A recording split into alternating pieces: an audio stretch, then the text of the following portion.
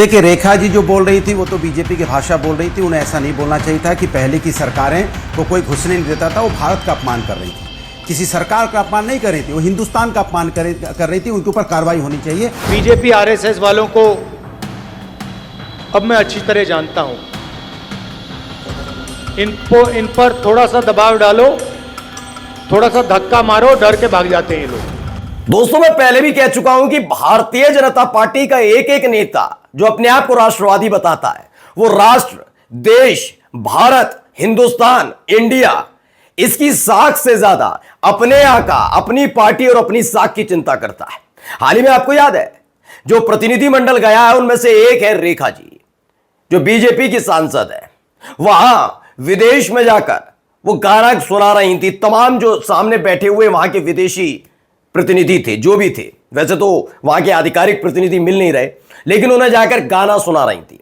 जब गाना सुनाने पर फजीयत होने लगी कि पहलगाम आतंकी घटना के बाद हुए ऑपरेशन सिंदूर की जानकारी देने भेजा है, ऐसे मातमी माहौल में भी आप गाना सुना रहे हैं, तो उसका जवाब यह दिया कि ये वो देश हैं जिन देशों में कभी हिंदुस्तान घुस नहीं पाता था, उन्हें दाखिल नहीं होने दिया जाता था। सोचिए, इन्हें झूठ बोलते हुए अपने देश की आलोचना और बेइज्जती करते वक्त शर्म नहीं आती, क्योंकि इन्हीं पार्टी के बड़े नेता जो आज प्रधानमंत्री नरेंद्र मोदी साहब पीएम रहते हुए तो अलग अलग देशों में कह ही चुके हैं कि भैया, एक वक्त था जब हिंदुस्तानी होने पर, भारत में पैदा होने पर शर्म आती थी, तो ये कैसे मान जाती। आज मैं आपको दिखाऊंगा, करूंगा इनका आरएनडी की किस तरीके से, क्या वाकई ऐसा था या फिर झूठ परोस रही थी सिर्फ अपनी पार्टी, अपने आका और अपनी साख बचाने के लिए रेखा।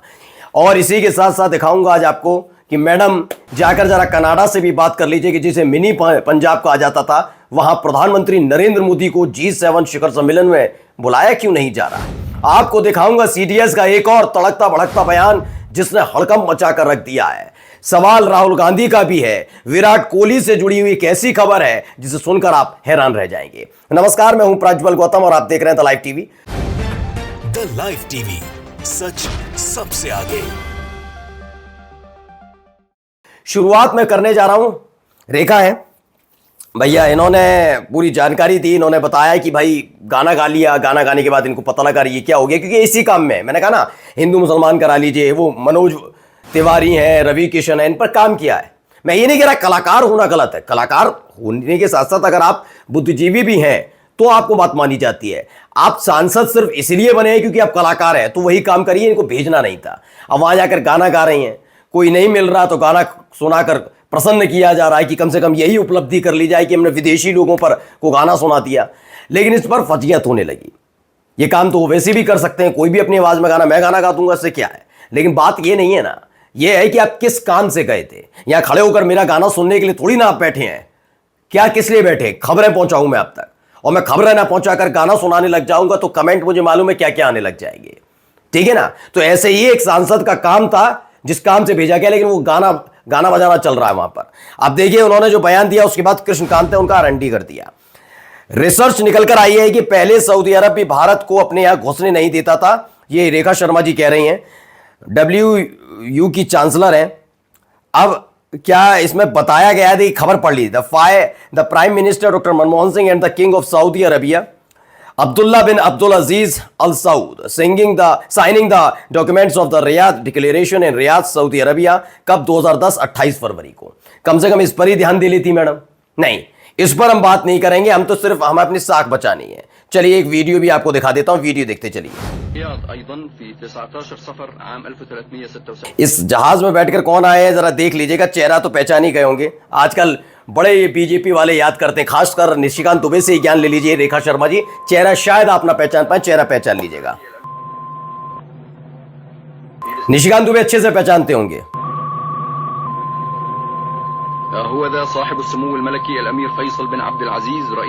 पहचान गए चेहरा? चेहरा पहचान गए होंगे। जवाहरलाल नेहरू बहुत आजकल ज्ञान दे रहे हैं, नेहरू जी ने ये किया, इंदिरा गांधी ने वो किया। नहीं जानकारी हो तो एक बार निशिकांत दुबे को फोन कर लीजिएगा, ठीक है ना, कि ये कौन है जरा पहचाने, क्योंकि आपकी जानकारी शायद 2014 के बाद से ही है। आप भी कंगना रनौत और वो जो ललन टॉप के कार्यक्रम में आई थी लड़की, जिन्होंने बताया था कि भाई 2014 के बाद आज़ादी मिली है, तो उस लिहाज से आप हो। अब देख लीजिए, जवाहरलाल नेहरू है देश के फर्स्ट प्राइम मिनिस्टर। कृष्णकांत लिखते हैं, मैडम विदेश गई थी भारत का पक्ष रखने, गाना सुनाकर लौट आई, यहां आकर बोल रहे हैं कि पहले वहां भारत को घुसने नहीं दिया जाता था, तब तक पंडित जी का वीडियो आ गया 1956 में सऊदी में भव्य स्वागत वाला, नेहरू का भूत सबसे मजबूत, ये वो लिखते हैं। बिल्कुल शर्म नहीं आती। मैं कहता हूं इससे बड़ा शर्मनाक बात क्या हो सकती है। आप असदुद्दीन ओवैसी को देखिए, आप तमाम विपक्षी पार्टी के नेताओं को देखिए, वहां जाकर वो क्या कर रहे हैं, वो देश का पक्ष रख रहे हैं। इनको शर्म नहीं आ रही सारे सबको। अब ये आवरण कभी मत लीजिएगा कि वो तो महिलाएं, ऐसे मत बोलिए, बिल्कुल कोई नहीं। मैंने पहले भी कहा और आज भी कहता हूं, ये महिला पुरुष कोई मायने नहीं रखता मेरे देश के सामने। जो देश को लेकर अफवाह, झूठी बातें और अपमानित करने का काम करेगा, वो लताड़ खाएगा, मेरे चैनल पर लताड़ खाएगा, चाहे वो कोई भी हो। देश से बढ़कर हमारे लिए कुछ नहीं हो सकता। और याद करिए, पाकिस्तान के साथ हुए युद्ध के वक्त आपके अपने चैनल ने लगातार खबरें दिखाई थी, फैक्ट चेक कर करके हमने। इनकी तरह नहीं थी, इनके फर्जी वालों की तरह कि दूसरे का वीडियो उठाकर वहां पर फिट कर दिया जाए, कराची बंदरगाह पर और इस्लामाबाद पर कब्जा करा लिया जाए। हम सही और सटीक खबरें दिखा रहे हैं और आज भी वही काम कर रहे हैं। कम से कम इनकी तरह झूठे नहीं है। निशिकांत दुबे हर रोज कुछ ना कुछ डालते हैं और बाद में उसका फैक्ट चेक होता तो पता लगता है वो बात ही कुछ और है और लिख कुछ और रहे हैं। चलिए आगे देखिए, जरा सुनिए क्या कुछ कहा। देखिए, रेखा जी जो बोल रही थी वो तो बीजेपी की भाषा बोल रही थी। उन्हें ऐसा नहीं बोलना चाहिए था कि पहले की सरकारें को कोई घुसने नहीं देता था। वो भारत का अपमान कर रही थी, किसी सरकार का अपमान नहीं कर रही थी, वो हिंदुस्तान का अपमान कर रही थी। उनके ऊपर कार्रवाई होनी चाहिए। जो व्यक्ति ये बोले कि हिंदुस्तान को घुसने नहीं दिया जाता था पहले, ये तो गलत बात है। भाई सरकार भारतीय जनता पार्टी की है, हमारे देश, हमारे विपक्ष के नेता विदेश में गए हैं, वो भारत की बात कर रहे हैं, देश की बात कर रहे हैं, देश की एकता की बात कर रहे हैं, पाकिस्तान को निस्तनाबूद करने की बात कर रहे हैं, पाकिस्तान को बेनकाब करने की बात कर रहे हैं। वहां कोई पार्टी की बात नहीं हो रही है। पार्टी की जब बात होगी तो हम देश के अंदर में आपस में नीतियों पे हमारा जो अब आप समझिए क्या खेल है। मैं तो समाजवादी पार्टी के जो प्रवक्ता है अनुराग भदौरिया, मैं इनसे कहूंगा आपको ज्यादा समझाने की जरूरत नहीं है। रेखा शर्मा ने कोई नई बात नहीं कही। आप भूल गए प्रधानमंत्री नरेंद्र मोदी का अलग अलग जगह, अलग अलग देशों में दिया बयान कि भारत में पैदा होने पर शर्म आती थी एक वक्त में। यह बयान जब देश के प्रधानमंत्री का विदेशी धरती पर हो सकता है और इस देश की बिकी हुई मीडिया के एंकर यह सवाल ना पूछ पाए बीजेपी के प्रवक्ता से कि एक प्रधानमंत्री की हिम्मत कैसे हो गई मेरे देश का अपमान करने की, तो उनसे आप उम्मीद कर रहे हैं, उनसे उम्मीद कर रहे हैं कि वो इसे अपमान के तौर पर देखेंगे, इसमें भी कुछ ना कुछ तोड़फोड़ करके बता देंगे उन्होंने ये नहीं, उन्होंने ये कहा था। लेकिन हां, कुर्ता पजामा पहना हुआ व्यक्ति जिसका सर नहीं है, हाथ पैर काम नहीं है, उसको तुरंत नरेंद्र मोदी से जोड़कर सिर्फ तन से जुदा बीजेपी के एजेंडे को इन्हीं चैनल्स ने चलाया था। ये बेशर्मी की सारी हद पार कर चुके हैं भाई, ये सारी हद पार कर चुके हैं। इन्होंने चरण चाटुकारिता की सारी हद पार कर दी, तो इनसे उम्मीद मत कीजिएगा। आइए अब खबर क्या आई है। मैडम रेखा शर्मा जी, अपमान जो होता है ना वो इसे कहते हैं। घुसने क्या नहीं देता था वो सबके सामने सच आ चुका, इतिहास हर कोई पढ़ता है, ठीक है ना, और अब बहुत जल्दी अवेलेबल भी हो जाता है। घुसना इसे कहते हैं कि घुसने नहीं दिया गया या बुलाया तक नहीं। सुन लीजिए खबर क्या है। द इंडियन एक्सप्रेस की खबर है, chill in ties, window closing for Canada invitation to G7 summit.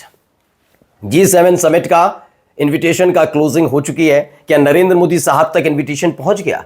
बिल्कुल उसी तरीके से जैसे 20 जनवरी का अमेरिकी राष्ट्रपति डोनाल्ड ट्रंप के इन्विटेशन के लिए था। याद है आपको एस जयशंकर अमेरिका में कितने दिन तक रहे थे?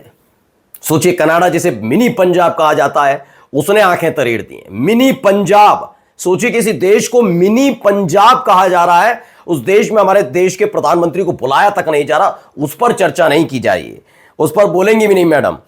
अब आइए खबर सबसे बड़ी द इंडियन एक्सप्रेस की, पाक wanted India on it's knees in 48 hours. Pakistan चाहता था भारत 48 घंटे में अपने घुटनों पर आ जाए।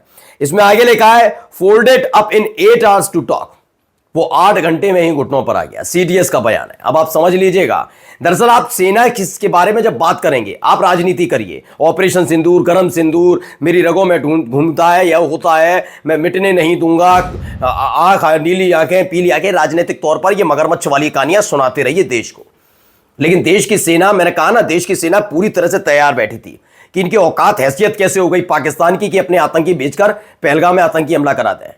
सेना के बारे में जानने की कोशिश की, ये फोटो जीवी को कभी समझ में आएगा बात? CDS अनिल चौहान के इस बयान को आप अलग अलग तरीके से समझ सकते हैं, लेकिन ये कहना बहुत जरूरी है। इस देश की मौजूदा सरकार को यह बताना जरूरी है कि 11 बरस से जिस तरीके से आप देश के साथ लफाजी और जुमलेबाजी कर रहे हैं वो ठीक है, लेकिन जब ऐसी परिस्थिति बनी तो जुमलेबाजी की जरूरत नहीं थी। इसलिए सच बताने के लिए अब लगातार आ रहे हैं सीडीएस अनिल चौहान। अब यही बात देखिए इन्होंने कहा, क्या कह रहे हैं राहुल गांधी, जरा सुनिए। बीजेपी आरएसएस वालों को अब मैं अच्छी तरह जानता हूं। इन पर थोड़ा सा दबाव डालो, थोड़ा सा धक्का मारो, डर के भाग जाते हैं ये लोग। जैसे उधर से ट्रंप ने एक इशारा किया, फोन उठाया, कहा मोदी जी क्या कर रहे हो?